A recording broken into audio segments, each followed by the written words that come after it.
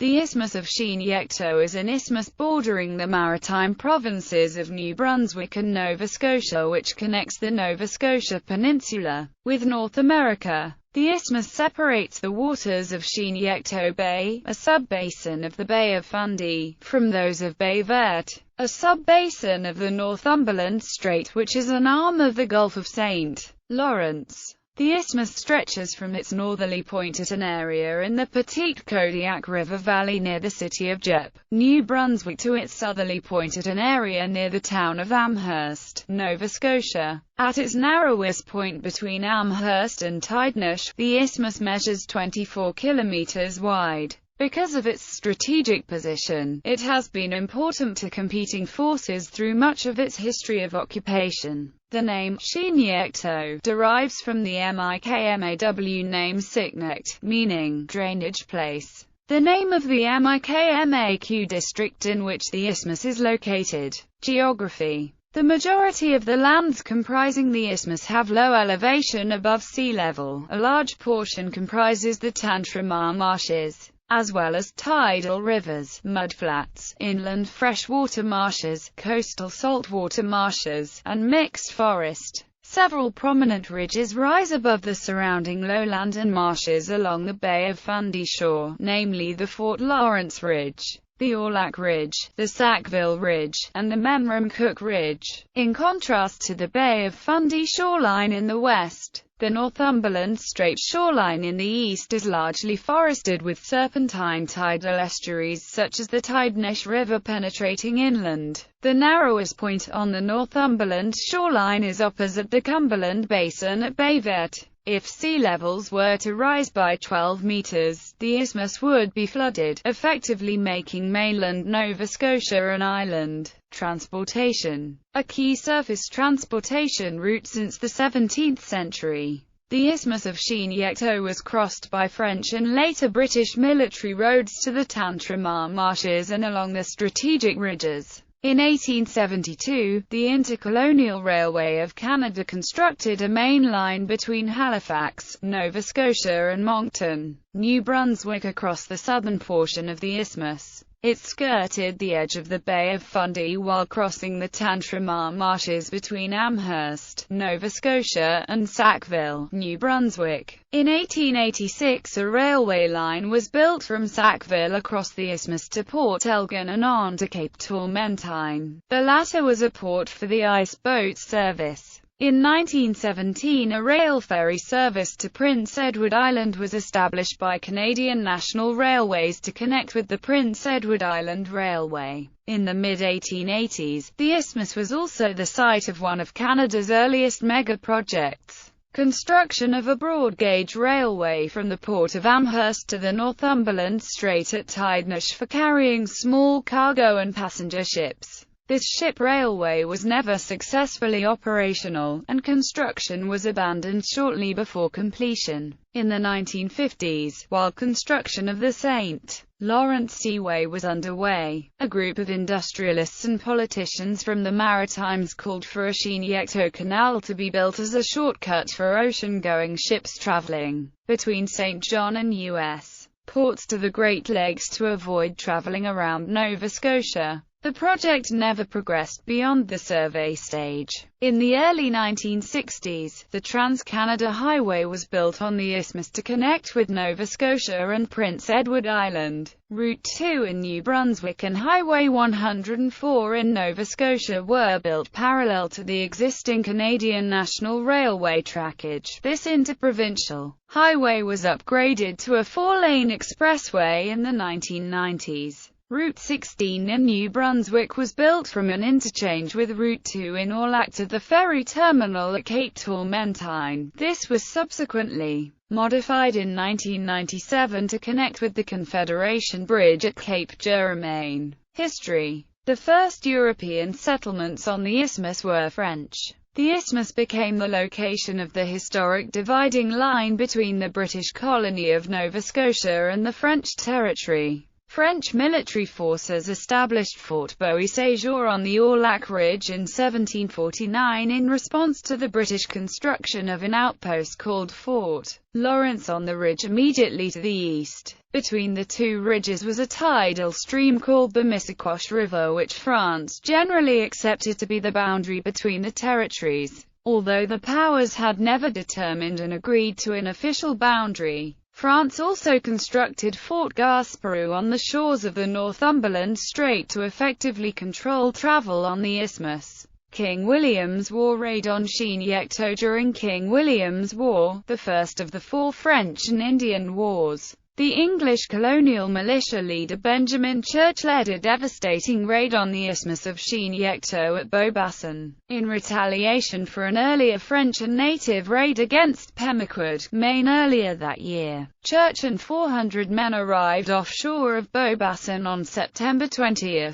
They managed to get ashore and surprise the Acadians. Many fled while one confronted Church with papers showing they had signed an oath of allegiance in 1690 to the English king. Church was unconvinced. He burned a number of buildings, killed inhabitants, looted their household goods, and slaughtered their livestock. Governor Villebon reported that the English stayed at Beaubassin 9 whole days without drawing any supplies from their vessels, and even those settlers to whom they had shown a pretense of mercy were left with empty houses and barns and nothing else except the clothes on their backs. Queen Anne's War raid on Chignecto. Major Church returned to Acadia during Queen Anne's War, in retaliation for the Northeast Coast Campaign and the raid on Deerfield, in which many colonists were killed and more than 100 taken captive and forced overland from Massachusetts to Montreal. On July 17, 1704, he raided Chignecto. The Acadian settlers returned some gunfire, but quickly sought shelter in the woods.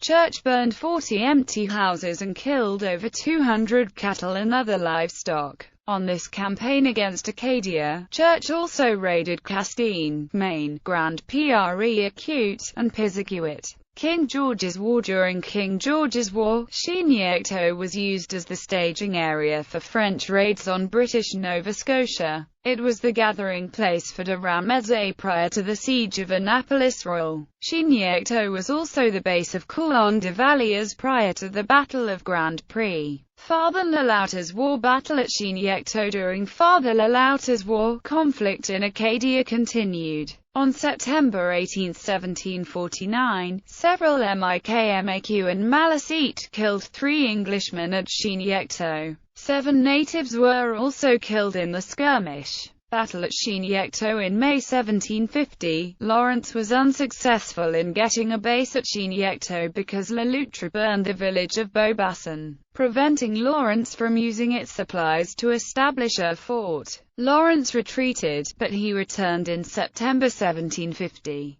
On September 3, Rouse, Lawrence and Gorham led over 700 men to Chignecto, where Mi'kmaq and Acadians opposed their landing. They killed 20 British, who in turn killed several Mi'kmaq. Le Loutre's militia eventually withdrew, burning the rest of the Acadians' crops and houses as they went. Le Loutre and the Acadian militia leader Joseph Broussard resisted the British assault. The British troops defeated the resistance and began construction of Fort Lawrence near the site of the ruins of Beaubassin. The work on the fort proceeded rapidly and they completed the facility within weeks. To limit the British to Peninsula Nova Scotia, the French also began to fortify the Chignecto on its approaches. They constructed Fort Beausejour and 2 satellite forts, one at present-day Port Elgin, New Brunswick, and the other at present-day St. John, New Brunswick. During these months, 35 Mi'kmaq and Acadians ambushed Ranger Captain Francis Botello,